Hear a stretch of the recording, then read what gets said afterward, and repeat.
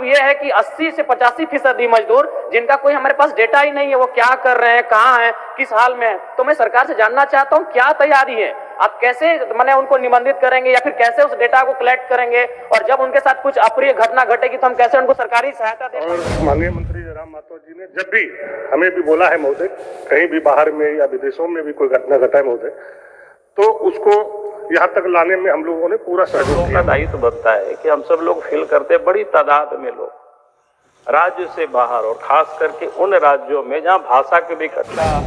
अंदाजा आप लगा सकते हैं कि इसी के संदर्भ में और 3 माननीय सदस्यों ने भी प्रश्न पूछा है। मेरा प्रश्न था प्रवासी मजदूरों को लेकर, और उसमें जो पहले खंड में मुझे उत्तर मिला है जिसे अस्वीकार किया गया है, मैंने प्रश्न किया था कि राज्य में अनुमानित 16 लाख के आसपास अधिक प्रवासी मजदूर हैं, उनमें से सरकार का उत्तर आया है कि मात्र 2,19,169 ही श्रमिकों का पंजीकृत किया गया है, निबंधित हैं वे लोग। तो अध्यक्ष महोदय, ये तो आंकड़े स्पष्ट हैं, क्योंकि इस बात की गवाही विभिन्न अखबार के स्रोत, कोरोना काल में जो परिस्थितियां हमारे सामने रही उसके लिए सरकार को मैं बधाई दूंगा कि बड़ी संजीदगी के साथ उन्होंने प्रवासी मजदूरों को वतन वापसी करवाया था।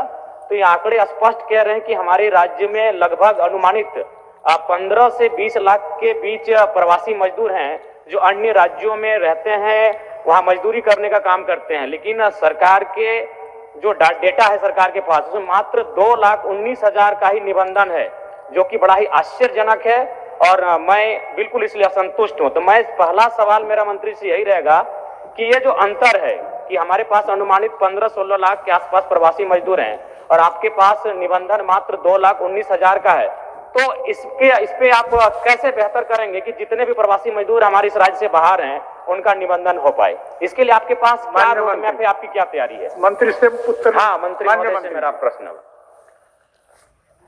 अध्यक्ष महोदय, हम आपके माध्यम से माननीय सदस्य जयराम माथुर जी ने जो क्वेश्चन किया है महोदय, इन्होंने कहा है कि 1,91,000 मजदूर जो है रजिस्ट्रेशन है, लेकिन महोदय हम लोगों ने स्पष्ट किए हैं कि 2,29,000 जो है रजिस्ट्रेशन है महोदय।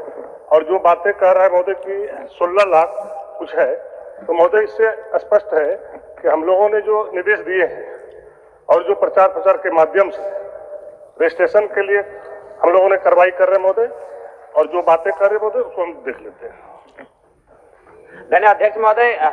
देखिए, ये बहुत ही गंभीर विषय है, इसमें अगर विभाग इस प्रकार का गोल मटोल जवाब देगा, पहला बात तो मैं मंत्री जी को इस बात के लिए धन्यवाद दूंगा कि इनके जो आप सचिव हैं वो हमारे संपर्क में हमेशा रहते हैं, और इनसे पूछिए कि मैंने पिछले 2-3 महीनों में इनको कितने प्रवासी मजदूरों के डेथ होने पर इनको आवेदन लिखा है। लगभग 20 से 25 सिर्फ मैंने लिखा है, और इनके आप सचिव जो भी हैं उनको मैं इनको धन्यवाद दूंगा कि वो हमारे साथ लगातार कम्युनिकेशन करते हैं।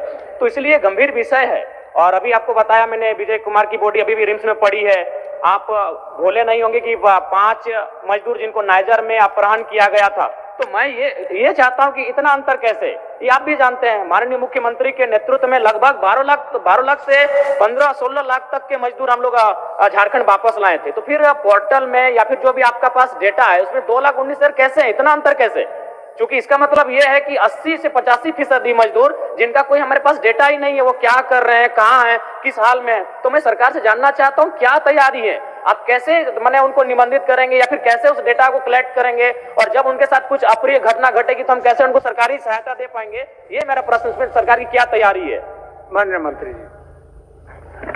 अध्यक्ष महोदय, माननीय सदस्य जयराम माथुर जी का कहना लाजमी है महोदय, लेकिन इस पर हम लोग काफी गंभीर है महोदय, क्योंकि मजदूर हम लोग के परिवार के पार्ट है महोदय। और माननीय मंत्री जयराम माथुर जी ने जब भी हमें भी बोला है महोदय, कहीं भी बाहर में या विदेशों में भी कोई घटना घटा है महोदय, तो उसको यहाँ तक लाने में हम लोगों ने पूरा सहयोग किया महोदय।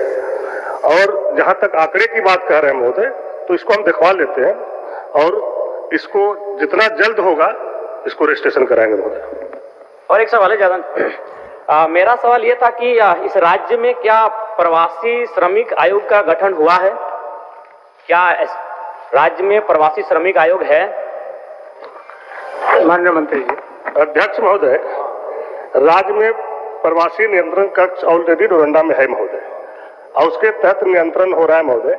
और इस तरह की अगर कोई सूचना मिलेगा कि इनके द्वारा किसी भी प्रकार की कोई लापरवाही बरता गया महोदय, तो निश्चित रूप से कार्रवाई होगा महोदय। जहां तक हम समझते हैं कि अभी तक इस प्रकार का कोई हमारे तक न्यूज नहीं है महोदय, इसलिए कि इसकी आवश्यकता नहीं है महोदय। आगे बढ़े नहीं, एक बस हम छोटा सा मांग करेंगे, बताइए। चूंकि सरकार के द्वारा मृत्यु होने पर मात्र 50,000 रुपए दिए जाते हैं, उसके बाद मुझे लगता है कि ये राशि बहुत ही कम है। अतः मैं मंत्री महोदय से एक आश्वासन चाहता हूं कि अगला जब कैबिनेट हो या फिर जब कोई बैठक हो तो उसमें कम से कम जो प्रवासी मजदूर जिनका निधन हो जाता है उनको कम से कम 5 लाख तक की राशि का भुगतान करें। मैं उनसे आश्वासन चाहता हूं, अगर वो बोले नहीं, वो बोले अपने मुंह से बोले। अध्यक्ष महोदय, चूंकि मजदूर की बात है महोदय और बाहर में डेथ हो जाने से लाने में काफी गरीब को कठिनाई होती है महोदय, इसमें कहीं से संदेह की बात नहीं है महोदय। तो फिर भी हम लोगों ने इसको देख लेंगे महोदय और माननीय मुख्यमंत्री जी से बात करके इसमें जो भी राशि बढ़ाना होगा उस पर बात करके हम लोग करेंगे महोदय। ठीक, हम सब लोगों का दायित्व बनता है कि हम सब लोग फील करते हैं, बड़ी तादाद में लोग राज्य से बाहर और खास करके उन राज्यों में जहां भाषा की भी कठिनाई है, केरल लोग जाते हैं, मद्रास लोग जाते हैं, कर्नाटक लोग जाते हैं और सुदूर ग्रामीण क्षेत्रों में लोग काम करते हैं। उनके सामने कई एक प्रकार की कठिनाई आती है, कभी कभी वो मर भी जाते हैं, अस्पताल में इलाज भी होता है, कोई देखने वाला नहीं होता है, बात करना भी बहुत कठिनाई होती है। हम सरकार से आग्रह करते हैं कि भाई हमें उन शहरों में तो कम से कम जितना जल्दी हो सकता है एक एक कोई पदाधिकारी या कोई ऐसी हम मैकेनिज्म तय करें, जैसे मद्रास है या केरल है,